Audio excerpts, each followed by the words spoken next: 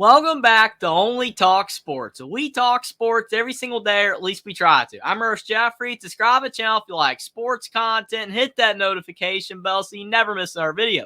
The 2024 NBA Draft is in a couple of days, and one player that I think is the most intriguing prospect in this entire draft is Kel'el Ware, the center out of Indiana, because a lot of people differ on where they think he is going to end up being drafted, with some draft analysts saying he's going to be in the lottery and other people saying that he might be barely into the first round at all. So I'm going to give my scouting report of 2024 NBA draft prospect Kel'el Ware and determine whether I believe that he should be a lottery pick or if he should be drafted in the first round at all. Now, there are a lot of great players in this 2024 NBA draft, just like there are in every single draft, but some people are saying that this is a bit of a weaker draft than some of the previous drafts that we have had in previous years. But I still think that overall that there is enough talent, especially in the first round, that a lot of teams are going to end up getting players that will impact their team's franchises and the NBA at large for many years to come. And sometimes in weaker drafts, you end up getting players that get drafted to teams where they're better fit. So those players end up being better than in drafts where a lot of people thought that there were so many great players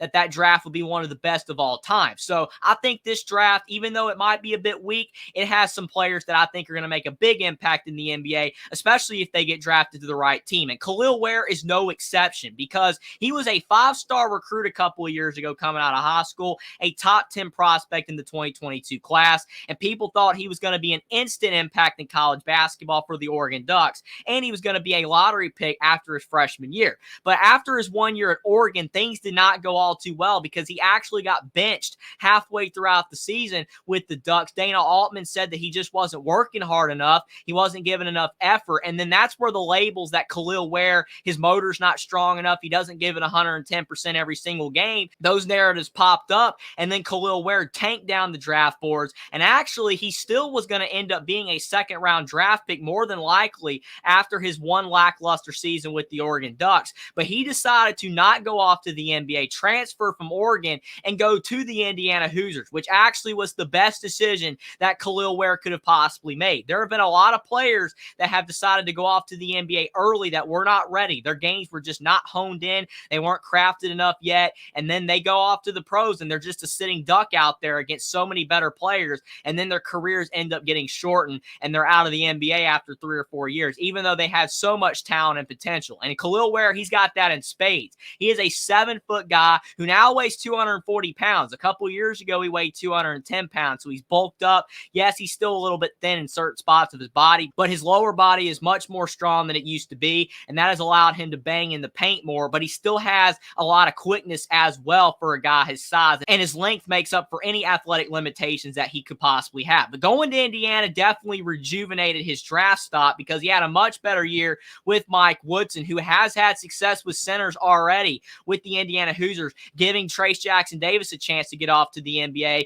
Even though he was drafted with the 57th pick over to the Golden State Warriors, he ended up being one of the best rookies in the NBA this past season, including having that posterizing dunk over Victor Wembanyama at one point in the season. And we know Victor Wembanyama was drafted first overall, and he is a fantastic center. But as you can see, 7 foot, 242 pounds, Kel'el Ware, he is 20 years old, and he averaged 16 points, 10 rebounds, and 1.5 assists this past season for the Hoosiers, which was much better than his 6 points per game at Oregon in his freshman year. But what's even more important for Kel'el Ware is the fact that he shot 58% from the field and 42% from the three-point line. And when you look at those numbers for a 7-foot center, you're wondering, why is he not being projected as a lottery pick in the 2024 NBA draft? Those are fantastic statistics for a center. Most guys that are 7 feet tall or even anywhere close to that usually shoot in college in the mid-30s from three-point range at their best. So 42% is fantastic, but the only caveat is that Kel'el Ware only shot like 43s this past season in Indiana. He did not shoot a high volume of threes, which still is having some skepticism of whether he is that good of a shooter. Plus, his free throw shooting percentage was only at 63%. So maybe that still shows some holes in his shooting stroke. But when you watch Kel'el Ware shoot a three, it is an absolute beautiful looking shot. So I do think he has a good 3-point shot. I just feel that if he shot the ball that well from three on a higher volume in Indiana this past season, then I do believe that he would be higher up on draft boards. Plus, another thing that I think helps Kel'el Ware out is that he was not on a good team this past season. As good as Indiana was the previous previous year with Trace Jackson Davis, the Hoosiers were not all that good this past season. They missed the NCAA tournament because of poor guard play. And Kel'el Ware, he was being double and triple teamed sometimes down there in the paint, but he still made it work and had a lot of success. And as you can see, he averaged 2 blocks per game, which is going to help translate to the NBA. Having that 7'4" wingspan in addition to that 7-foot frame is going to help him be able to block a lot of shots in the NBA against tall guys. And he averaged almost 2 assists per game, so he is definitely capable of passing the ball as well. So I like a lot of parts of his game. People are comparing him to Miles Turner in the NBA because Miles Turner can pass a little bit. He can shoot threes, and he's a fantastic defender and a tremendous dunker, which Kel'el Ware is as well. Basically, Kel'el Ware is the prototypical modern NBA center, and I think he is being slept on still in the NBA draft because of that label of him having a poor motor and him being on a poor team in Indiana this past season. But when you look at the centers that are being projected ahead of Kel'el Ware, it's kind of amazing that he is still being projected this low because I think he is better than some of these guys. Obviously, Alex Sarr, who's going to be probably taken in the second pick of the draft this year, since Zachary Rashier is going to be taken with the first pick of the draft. Both guys from France, continuing the trend of what Victor Wembanyama did this past season. It looks like we're going to have a lot more French players in the NBA in the future. But Alex Sarr is a good player. He definitely deserves to be a top 2 pick for sure, and I think it is a guarantee that he will be taken that high. Donovan Clingan being projected at number 3 by ESPN. I think that is a little bit high for Donovan Clingan. He's a good player. He's got big size at 7'2", but he is not as quick laterally as a lot of centers in the NBA, and I think that might hurt him somewhat trying to defend at the next level. I think he will carve out a good career in the NBA, but I do think he's going to struggle against certain players, and I think taking him at number 3, especially since he's a sophomore as well, is a little bit high. Going further down the NBA draft board, you also have Zach Edey, who's being projected as the number 16th pick in the draft according to ESPN. And Zach Edey, I've said tons of times, which has irritated a lot of Purdue fans,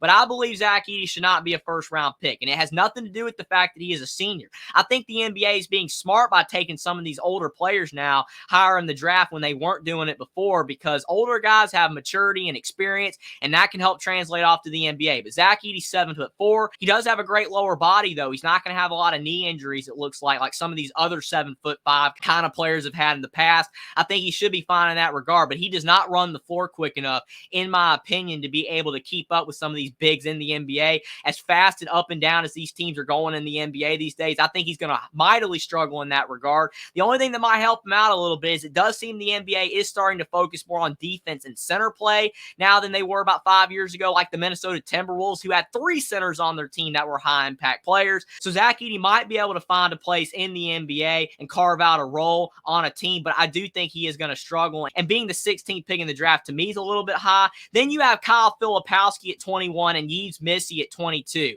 Kyle Filipowski, he can shoot threes. He shot a higher volume of threes than Kel'el Ware this past season, so I get why he is being projected a little bit higher than him according to ESPN. Some NBA draft scouts do have Kel'el Ware ahead of Kyle Filipowski, but ESPN does not. But Kyle Filipowski is a good player. He's a sophomore just like Kel'el Ware. He's a little bit shorter, though, but I do think that if he is drafted ahead of him, it kind of makes sense. But I actually would take Kel'el Ware over Kyle Filipowski, in my opinion, but I can see if the team would rather have Kyle Filipowski because he might be a bit more of a sure thing because he had 2 years of good production, whereas Kel'el Ware only had 1. And then Yves Missi, he's a very athletic player, very talented guy, but he's only a freshman and he doesn't shoot threes, so I'm kind of shocked that he is being projected this high, but he is a good defender, so I guess it makes sense. But then Kel'el Ware down here at 24. Now, obviously, ESPN has him lower than some draft scouts do because of the fact that other people are projecting him higher, and this is what comes to our next question. Will Kel'el Ware be a lottery pick? Bleacher Report has him being projected number 13, which would be a lottery pick. The Ringer has him at number 17. The Athletic has him at number 23. NBADraft.net has him at 23. SB Nation has him at 20. CBSSports.com has him at number 18. Yahoo Sports has him the highest at number 10, which would be fantastic for Kel'el Ware. And On3 has him being projected at number 21. And I believe, in my opinion, that Kel'el Ware should be a lottery lottery pick because I would take him over Kyle Filipowski, Yves Missy, and Zach Edey, which again, I know is going to irritate Purdue fans, but Kel'el Ware is athletically perfect for the NBA, way more so than Zach Edey is. I think he's going to have a much better career as long as he gets drafted to the right team. A lot of the teams that need centers right now are the Kings, the Bucks, the Wizards, the Thunder, the Magic, and the Raptors, which all those teams are going to be drafting in the first round. And teams like the Thunder and the Kings are going to be drafting in the lottery pick range. So I do think there is a chance Kel'el Ware will be a lottery pick. If I had to bet on it, I would say Kel'el Ware is not going to be a lottery pick. He's probably going to fall around the 18 to 19 range to the Orlando Magic or the Toronto Raptors, which are two young teams that need a center, and that would give Kel'el Ware a decent amount of minutes. But the Thunder would actually be a good spot for him at number 12 because Kel'el Ware would be able to slot in right behind Chet Holmgren, who was a very good rookie this past season, even though it technically was his second season in the NBA, but he had the injury the previous season during his rookie year. But he's very talented. He actually has a similar game to Kel'el Ware. I think Kel'el Ware could learn behind him, play around 15 minutes a game, which would give Chet Holmgren more time to sit on the bench so he doesn't wear out his knees. That would be a good fit, in my opinion, for the Thunder, but only time will tell on NBA draft night where Kel'el Ware gets drafted, but I think he's being slept upon. He's an intriguing draft prospect, and I think a team that does take a chance on him, whether it is the Thunder at number 12 or the Kings at number 13, where he could play behind Domantas Sabonis, I think it'd be a good fit for any of these teams to take Kel'el Ware. The modern NBA fits his game. I think he is going to be a good player in the league, and as long as he continues to showcase the motor and ability that he showcased at Indiana this past season, and Kel'el Ware says he wants to prove people wrong